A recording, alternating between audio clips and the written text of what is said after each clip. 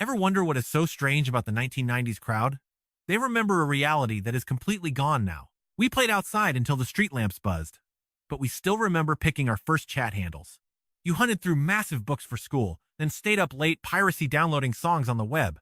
You are the final group to grow up screen-free, only to hit maturity on social feeds. That massive split created a mental state that experts now call 90 kids syndrome. If your birth falls between 1990 and 1999, you occupy a historical gap that is never repeating. You aren't quite a millennial. You definitely aren't Gen Z. You're the bridge between two clashing eras: cable TV and YouTube, VHS and Netflix, dirt and data. Here is the secret truth: that fractured youth made adults who crave simplicity while mastering total complexity. It is actually messing with your head in ways you haven't even noticed. Just picture this. The year is 1998. You are 8. Saturday mornings were strictly for the best cartoons: Scooby-Doo, Rugrats, DuckTales. You grab a giant bowl of sugar cereal and sit right on the carpet facing the tube.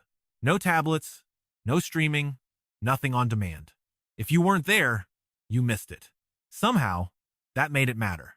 After the shows, you went outside. Not because you had to, but because that was just what kids did. You played tag until the sun went down. You explored every tree. You biked the block with zero gear or parents watching. Bloody knees and dirt stains were never a crisis. Those were little trophies, proof that you actually went out and lived that day. Data shows 90 kids spent 3 to 4 hours outside daily. Today, it is less than 30 minutes.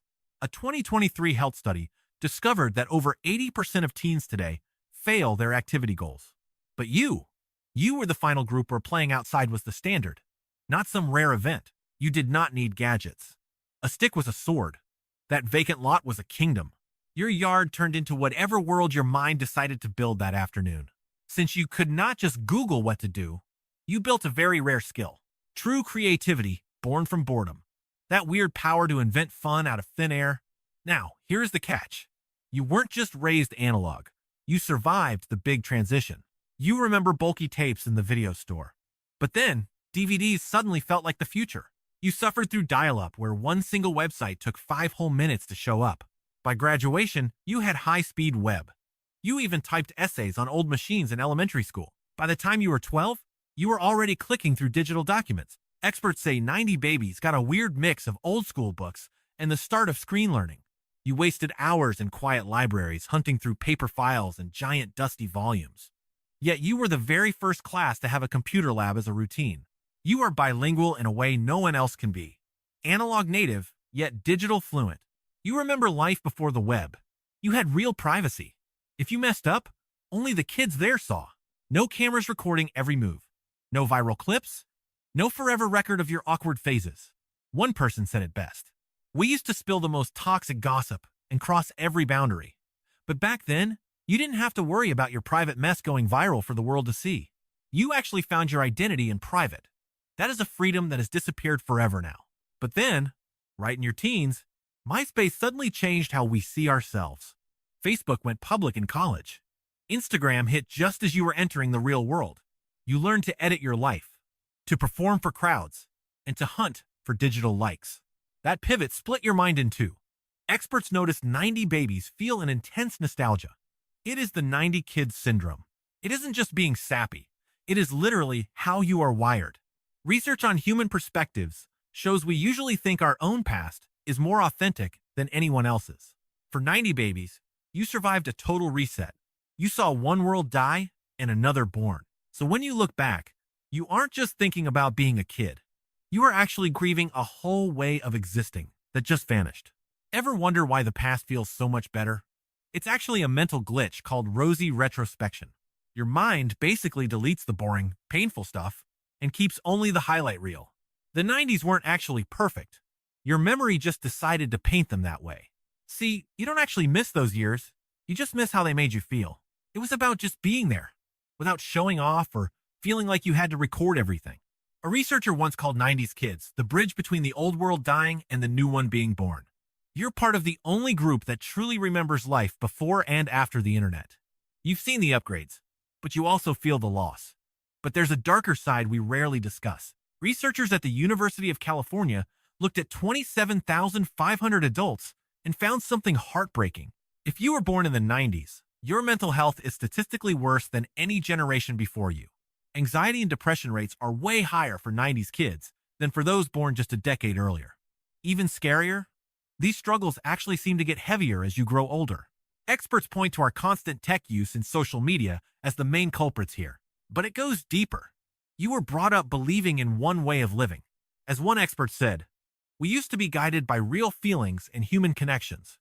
Then suddenly, you were pushed into a reality where screens control every waking moment.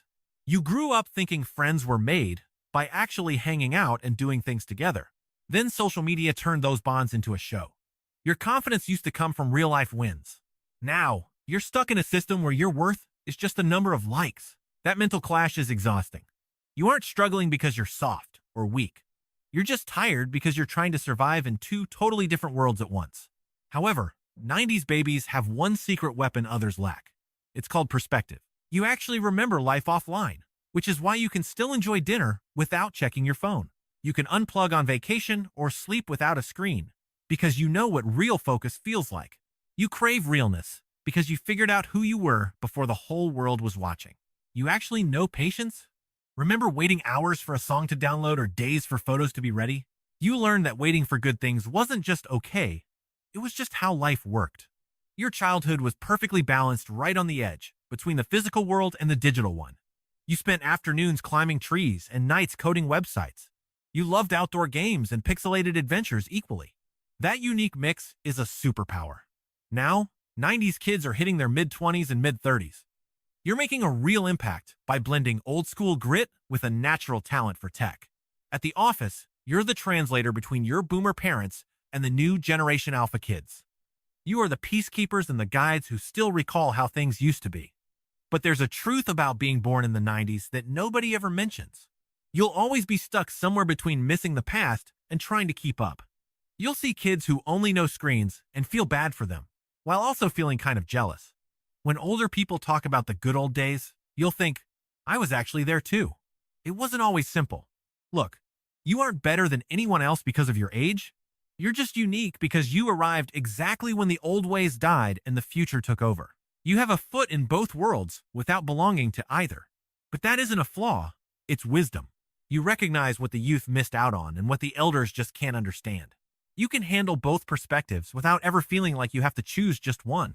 The entire planet flipped while you were a kid, and that chaos actually made you incredibly resilient. You aren't lost. You're just the only ones who saw both sides clearly enough to tell the truth. If this hits close to home and you finally understand that longing, just know you aren't alone. We're peering into the mental state of anyone drifting between eras. Stay tuned, or you'll miss the secret patterns defining you. If you were a 90s kid, shout out your year in the comments. Let's find everyone else silently linking two worlds that most people forgot existed together. Look, you aren't actually longing for the 90s.